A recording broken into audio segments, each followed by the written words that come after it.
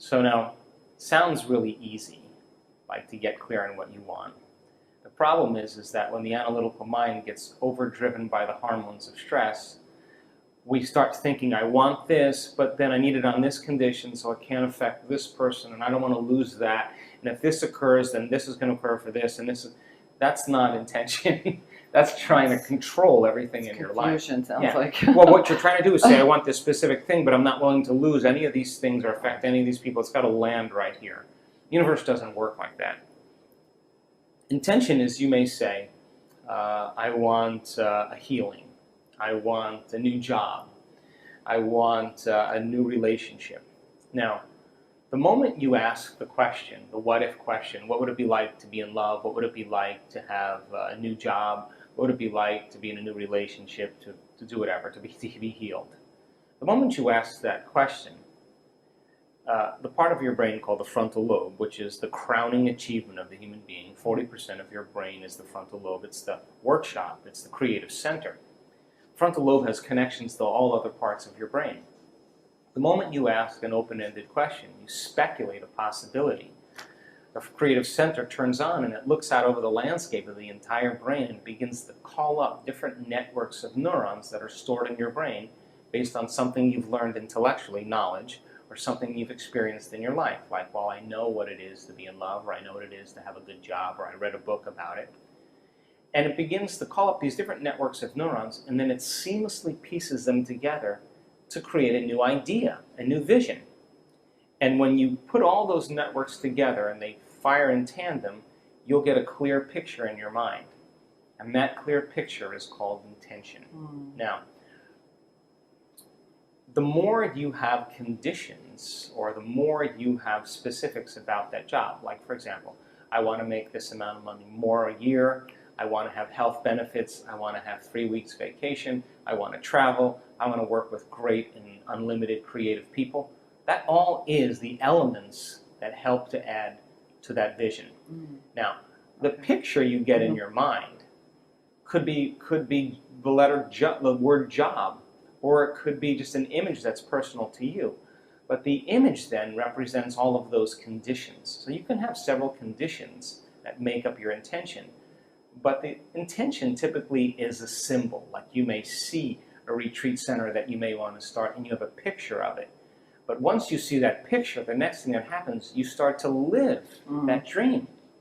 The moment you start to take that dream and it turns into a living motion picture, now you're in that imaginary place. And what happens is, the moment it starts taking on form, and it starts taking on time, you start to experience it, and all the things you're going to do, you're actually living in that future, and your brain does not know the difference between the actual event that takes place in your life and what you're imagining in your mind. You call it mental rehearsal, my word. But you're literally rewiring yourself. Now your brain is no longer a record of the past. It's now, in fact, a map to the future. Now, most people stop at this level, but there's another level. Because once you have that intention, and I watched you do this, what makes the intention have life is when you combine it with that emotion. Why? Because your body is your unconscious mind. It doesn't know the difference between an experience in your life that creates an emotion and an emotion that you're fabricating by thought alone. So your body now, as the unconscious mind, is living in that future in the present moment, and you're beginning to epigenetically change your cells in preparation for that event. So then, here's the condition, the caveat. That means then you can't wait for your healing to feel wholeness. You have to feel wholeness for your healing to occur. That means you can't wait for your new relationship to feel love. You have to feel love so your relationship finds you. It means you can't wait to have your new job to feel empowered. You have to be empowered by the thought of your new job. So we're switching the model around because most people wait for something outside of them to change how they feel inside of them. And when they feel better inside of them, they get relief and they say, I like you, you helped me with that. That's cause and effect. That's the old model of reality. What we're talking about here in the quantum model is causing an effect, which means then you are going to have to change how you think and how you feel before the experience occurs in order for the event to find you. So if someone is looking for love, they're not, instead of looking outside, they're going to think about who and what they want in a person that they can fall in love with. Exactly. And That's those, intention. right. Okay. So those are the waves that they're putting out. That's the information that they're putting out. Now, that information has to have a carrier, which is they better feel love. I mean, if you're going to enter in a relationship with me and you want to be in love, but you're not bringing any love to the relationship, why would I want to love you? Right. You'd have to bring that. So, like, if your personality creates your personal reality, and your personality is made of how you think, how you act, and how you feel, the present personality who's listening to this show has created the present personal reality called their life. So if they wanted to create a new personal reality, a new life, they would have to start thinking about what they were thinking about and change it. Starting to become conscious of their unconscious habits and behaviors and modify them. Now here's the key. They have to look at the emotions that they've memorized that keep them anchored to the past and decide if those emotions belong in their future. So most people try to create a new personal reality as the same personality, and it doesn't work. In other words, a wealthy person doesn't feel lack. You can't bring lack into your future. You know, a sick person doesn't feel desperation. They feel wholeness. And so then, by re-identifying with the future, and then instead of your past, present reality, is very easy conversation to have. Mm-hmm. But actually doing it requires a tremendous amount of awareness. And that awareness means then that you have to stay conscious and pay attention to who you're being all the time. And you can't let any thought slip by your awareness that's going to cause you to return back to the old self. You can't begin to react emotionally to people and things in your life that cause you to feel like the old self. You can't talk and complain and blame and make excuses or go back to old habits and expect your future to show up. You have to maintain that state for a period of time so that your body catches up, because the body and brain live in the past. So it takes a certain amount of repetition and a certain amount of consciousness, a certain amount of will to finally arrive there. And I'm happy to say that it's possible. Joe, what tips can you give some of our viewers that can't seem to get out of their own way? They mm-hmm. can't seem to admit or surrender to the process. Mm. Well, number one, learn. Fill your brain with knowledge. Turn the TV off. Sit down and read a book or watch a video that's going to inspire you. Knowledge is the precursor to experience. The more knowledge you have, the more prepared you are for the event. And when you start losing track of your vision, it's because more than likely you're emotional. Because the moment you feel emotional, you can't see the future because you're looking at your future through the lens of the past. Get up in the morning, get out of bed, and take time for your precious self. You and I are a work in progress. And if we are not changing our brain and body in some way, priming it for the future, we're going to be very predictable the rest of the day, and we're going to be in our past. Take time for yourself every morning and ask yourself a simple question. One day, one lifetime, what is the greatest expression of myself I can be today? How would a great person think? How would they act? How would they feel? Can I teach my body emotionally how that future person is going to feel now? And make the deal with yourself that you're not going to get up from your meditation until you feel differently. If you do, get up and maintain that modified state of mind and body your entire day, independent of any person, anything, or experience in your life, independent of any emotional addiction or habit in your body, and independent of time. And if you can, get ready, because something unusual is going to happen in your life. That's the law. And so when synchronicities and serendipities and coincidences begin to happen in your life, unexpected events like balloons showing up in windows to remind you that the divine is present, that's an indicator that you are literally now in a dance in this world between your free-willed consciousness and this consciousness that's controlling all of this. And when your consciousness every day merges with that consciousness, why not be bold enough to say to the Creator, hey, Creator, I took time out of my busy day to emulate you. I'm the son and daughter of God. I am emulating you as a creator. But here's the deal.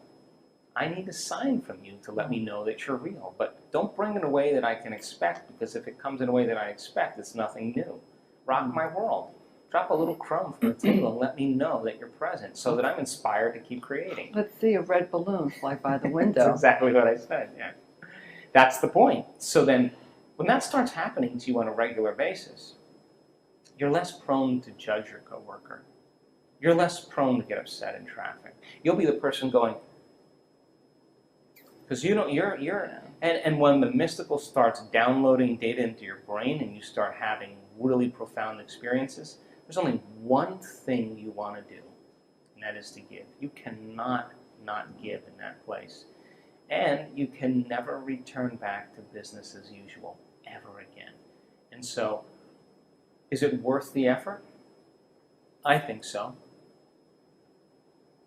I think so too. Definitely do. That's why I'm here.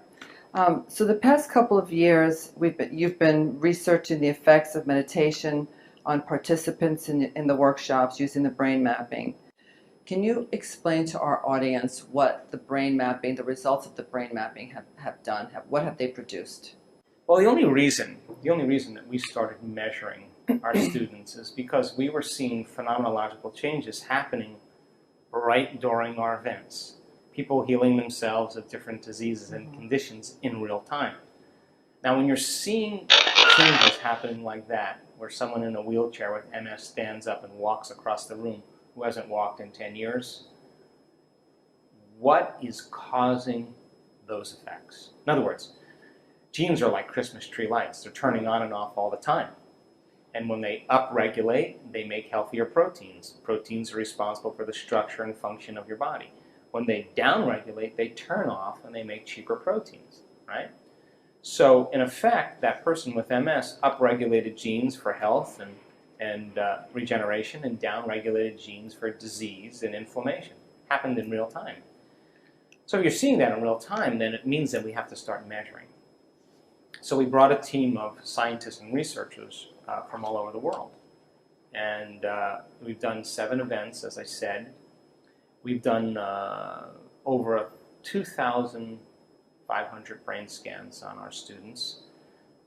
And why are we doing quantitative studies on the brain with a team of neuroscientists and technicians? Well, if we can get a group of people and measure their brains before an event, take them through 5 days of meditation, changing beliefs and perceptions, getting beyond themselves, changing their energy, the whole bit. And they have a healing from Parkinson's, or a healing from MS, or a healing from lupus. I want to know that it's not just in their mind.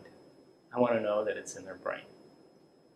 And then if we randomly select different people and we observe their brain during meditation, we should be able to then gather vital information about what's going on in their inner workings, and when they're there and when they're not. And if we can look for things like coherence, and if we can look for things like amplitudes, and how fast they can go into a certain state and how long they can sustain that state, and we can measure what's going on and correlate it with their own experience, that's more information for me to teach transformation the next time. We've also, as I said, measured people's hearts. Why? Because we know that when the heart is coherent, the brain is coherent. And when the brain gets coherent, the heart gets coherent. And it's those 2 centers, where we have coherence in both centers, that we're at our best, because we start to experience wholeness. When you're whole, it's impossible to want. How could you want when you're whole? So we've also measured the energy of the room. Why? Because people are beginning to create coherent fields. The energy should be enhanced in the room. We've measured the energy around people's bodies. Why? Because if they are liberating themselves from those stress hormones and freeing themselves from the chains of those emotional addictions, they're going to go from particle to wave, from matter to energy, and they're going to release photons and release light, and we want to measure if they're doing that. We've measured the energy centers of their body, because that's how you program your autonomic nervous system. We've also measured epigenetic changes and changes in brain chemistry. And all of that information, I think in the last 3 years, I think we've made scientific history. As far as the brain goes, I was just in Phoenix before I got here with the team of neuroscientists and technicians. We looked at hundreds and hundreds and hundreds of brains. And we were moved to tears, actually, in a few cases, because we now know that when you're analyzing your life within some emotion that's bothering you, you will make your brain worse every time, because it's those very emotions that drive your brain further into higher and more aroused states. And since the emotion is a record of the past, the person's basically thinking in the past. They can't resolve the problem from the past. When they get beyond that emotion, that's when they begin to see the answer that they've been looking for themselves. We know that. We also know that when people are living with their attention on things and objects and people, and they're living by the hormones of stress, and they're obsessing about time and obsessing about their bodies, that they have very little effects or changes in their brain. We also know that when a person gets to the place where there are no body, no one, no thing, no where, and no time, that's the moment they literally are pure consciousness. Now, consciousness is what changes the brain. The brain never changes the brain. The program never changes the program. The personality never changes the personality. The ego never changes the ego. Matter never changes matter. It's only when a person becomes pure consciousness that consciousness with that energy is the epiphenomenon of matter. And so when people reach this elegant state where they disconnect from their body, that's when they can heal their body. When they forget about their life, that's when they can change their life. When they forget about that they're a woman or a wife or a grandmother or an attorney or a lawyer or a father or heterosexual or homosexual or vegetarian or a social security number or a name, a face, when they get beyond all of their elements that they identify with, that's the moment where they can begin to change their life or create some new time. And in fact, we've seen this enough times that I can say that you and I are at our absolute best when we get beyond ourselves. I don't know how else to say that. So, in the last 2 years, we've seen our students able to change their brain waves and move into a meditative state in 2 seconds, in 4 seconds, in 5 seconds, in 9 seconds, in 12 seconds, in 20 seconds, in 30 seconds. Most people, it takes them a couple minutes to get there. Our students have developed the skill to get beyond their analytical mind. We've also captured amplitudes of energy in the brain that you will never see in a clinical setting or never see in the history of neuroscience. Not once, not twice, not 3 times, over and over again. Now, what do I mean by that? If you see a brainwave strip chart and you see little waves like this and you have the electrodes all over the brain, and you see like beta brain waves and you see alpha brain waves, the brain's slowing down, you see theta, the person's in twilight state, and when they're in delta, they're asleep, and then every now and then you see gamma, which is super consciousness. You see those waves kind of wiggle in a small amplitude. Over and over again, we see students who are looking at their brainwaves. If you picture grabbing a handful of Crayola crayons and then just going like this, and up and down over the entire strip chart where you can't even see the waves, it just looks like a bunch of colors. There's no way for us to measure what's going on in their brain, so we've created another way to measure the effects. And so most people's brains, when they fire little networks of neurons, the energy in their brain is somewhere between 10 to 60 microvolts of energy squared. So 10 to 60 is normal. We're capturing 650,000 microvolts of energy, 1 million microvolts of energy, Really? 2.5 million microvolts of energy, 4 million microvolts of energy. And what that means then is that the person is having a full-on sensory experience without their senses. Whatever's happening between their ears is more real than anything that's ever happened in their entire life. Wow. So if they were traumatized and abused and beaten, and the intensity and the energy of that event branded them neurologically and emotionally, and they can't get beyond it, when they're having that inner experience, and it is a complete mystical experience, and the amplitudes are that high, the energy from that experience inwardly is greater than any past trauma, and that's the moment experience rewrites the circuitry in the brain, rewiring themselves in 1 second. and then sending a new emotional signal to their body, and that is the moment the gene gets regulated, and it's like the past is literally washed away out of the body. Now, we've seen that now probably in 25, 30 cases now, where the amplitudes are extremely high. Now think about this. What would happen right now if you and I had our senses increased by 25%? If I could see 25% better or more acutely, and so could you could hear 25% better, you could smell, you could feel, and you could taste 25% better, you would have to say that if your senses were heightened to that degree, so would your awareness. So when a person's having a full-on sensory experience without their senses, what's really happening is their inner world now is becoming more real than their outer world. And as their senses are heightened and everything's more lucid and more enriched, that experience is real to them. And that's the moment then that consciousness begins to leave very profound footprints biologically. So we're seeing this over and over again, and now we're correlating the person's story, what just happened to you, with what's happening in their brain. Their subjective experience is being validated objectively. Mm-hmm. And the stories are will move you to tears, and you can't, that person can't make their brain do that. It's happening to them. So the moment they're no longer a woman or a man, the moment they're no longer their body, the moment they're no longer an identity, the moment no longer connected to things or objects or places or time, that's the moment they're pure consciousness. Now, when that consciousness can surrender to the infinite consciousness of all that is, you've just taken your attention off the particle, off of matter, and you put it on possibility.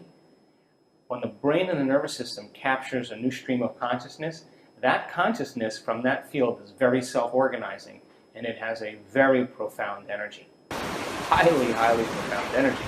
And that's the moment that the person literally is now processing quantum phenomena in their brain. And so we've made scientific history doing this because we can't find measurements anywhere. And we've invited neuroscientists to come and study our work. And while the person's having the experience, the neuroscientists are saying, oh, she's having a seizure. And I say to them, does she look like she's having a seizure? She's sitting there statuesque. And at the same time, she's wearing a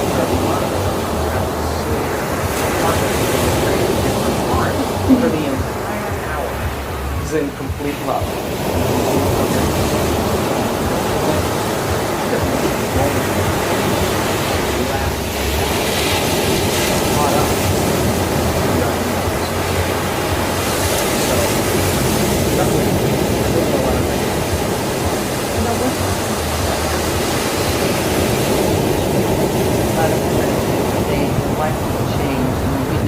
There's no way you can go back, just as you said.